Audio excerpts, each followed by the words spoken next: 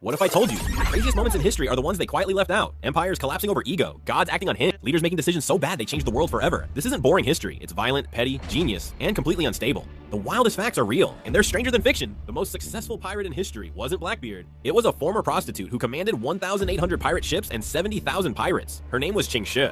But that's just the beginning, because real pirate history is way stranger than the movies. Pirates had democracy, women captains, and rules stricter than most governments. In the early 1800s, Ching Shih ran one of the largest pirate fleets in history. She started as a worker in a floating brothel in China. Then a pirate commander from the Red Flag Fleet married her, but he didn't treat her like property. He treated her like a partner.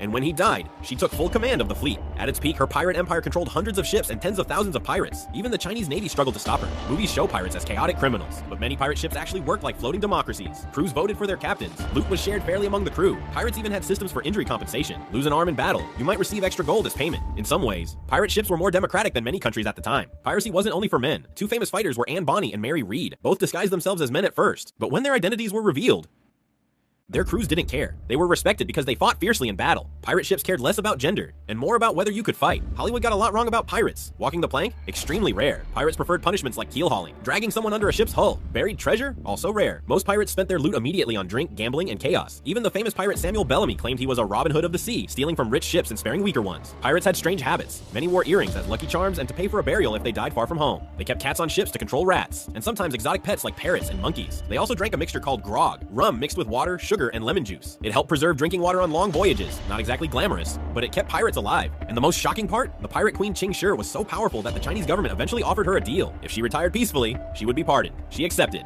and unlike most pirates in history, she lived the rest of her life free and wealthy. Subscribe if you want history that's accurate, but way stranger than fiction.